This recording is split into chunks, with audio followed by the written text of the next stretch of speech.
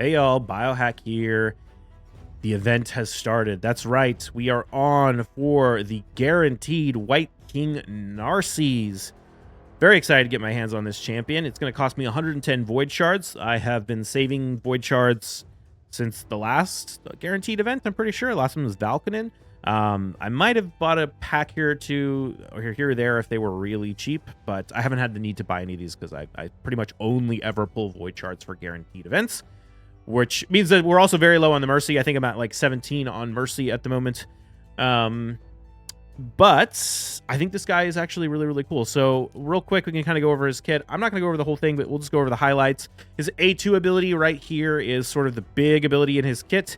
It's an AoE attack. It will ignore 25% of the target's defense. It's got pretty good multipliers. It's got about a 0.336 or something like that multiplier on one attack, which is on the level of something like a Eric's A2 or something like that. It's pretty decent for an HP-based nuker. I mean, it's not the best, but it's not horrible, especially when it's ignoring 25% of the target's defense.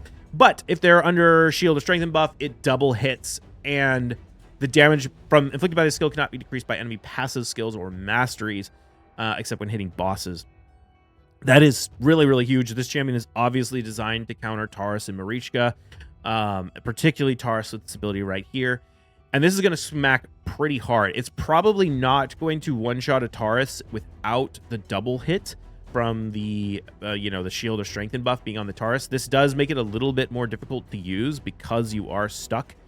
Not really doing the best damage if they don't have shield or strengthen on them. But still, it's a pretty solid ability in and of itself. And then his A3 ability right here attacks one enemy 2 times. The damage goes up based on the buffs on the target and buffs on you. It will ignore, well, all of his abilities ignore shield and strengthen. And then if it has 3 or more buffs on the enemy, it will place a block revive, and he'll get an extra turn if White Queen and Cora is on the same team. So this is also a very, very nice counter to squishy champions being protected by Necrit, because you can come in, you could ignore the strengthen, you could ignore the shield, you can double hit, and if you block revive and you kill them, that'll take the squishy nukers out of the fight. So that's very, very strong. Super excited about that. And that's the main way I want to use this guy, mostly like countering Necrit teams, countering Rotos, countering Taurus. I don't think he's going to be like the go-to pick in live arena, but he will be sort of a pick that I bring in to counter specific things.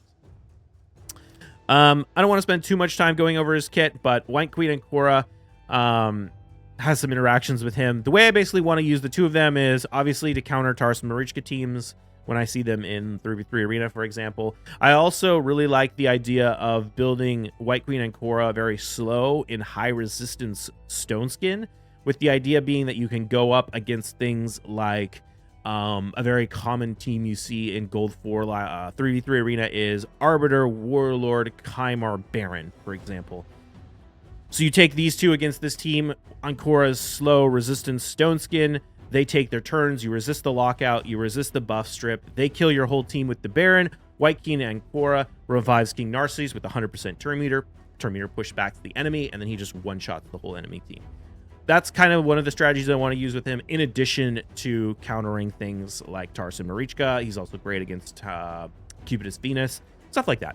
So yeah, I'm very excited to get my hands on this guy. Let's go ahead and pull shards. We've got this progressive chance with Krutraxa and Supreme Elhain. I honestly don't really want either of these champions. Do I have this guy? I don't even know what he does. I think I'm just going to leave this completely empty. Actually, you know what? We'll put him there just because. Oh, I must fill every slot. Okay, so we will just not do that at all. Let's go ahead and jump into it. We got 110 voids to pull. Like I said, we're not very high on the Mercy, so if we get a Lego, that would be fantastic, but I am not holding my breath. Oh, we got a bunch of rares. I'm trying to think if there's any void epics I really care about. I don't think so. Okay, we got a Skull Crown. Actually, I don't think... Yeah, I wonder if there's any that I don't have. I'm not even sure.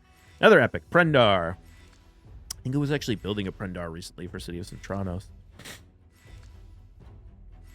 All right.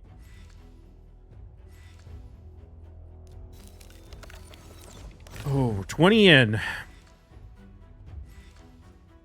In terms of a legendary Void champions that I would love to get, obviously Taurus and Marichka would be nice. Like, who's going to complain if you pull one of those?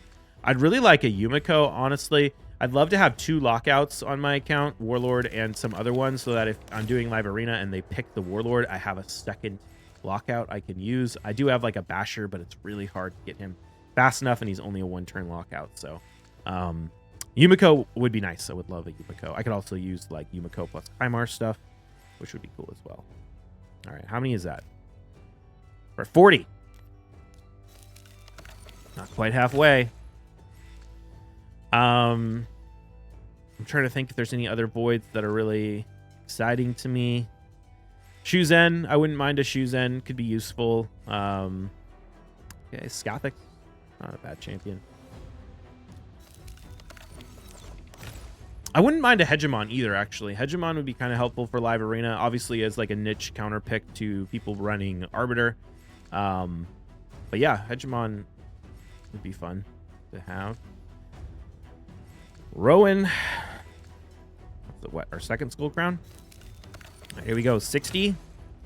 Come on. Probably have about a 50-50 shot, given that I'm at no mercy of getting a Void Lego and 110 shards. I think maybe a little less. I think the average is like 127 Void shards to get a Lego when you're not on mercy, or when you're not on a 2x.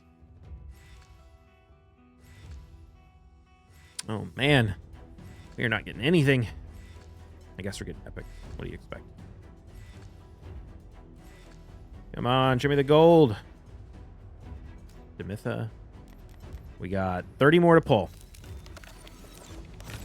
Whew. I'm going to be very low on void shards after this.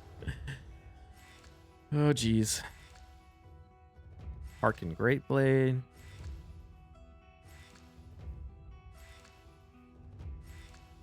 Come on.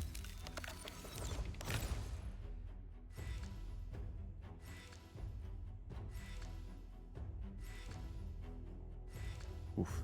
This is the last 10 pull after this. Towering Titan. All right. This is the last one. We got to get it in the first 9 pulls or we're SOL.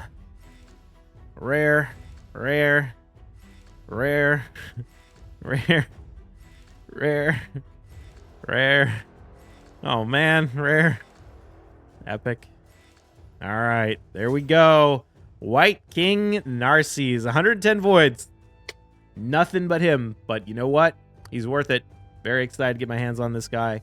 Yeah. It'll take a little while. I'll probably build him out during the next CVC, which is, I guess, happening in a few days. So it won't be too long till we can bring him onto the squad and start using him. But yeah, pretty excited to get my hands on this guy. Definitely think he's worth the 110 void shards.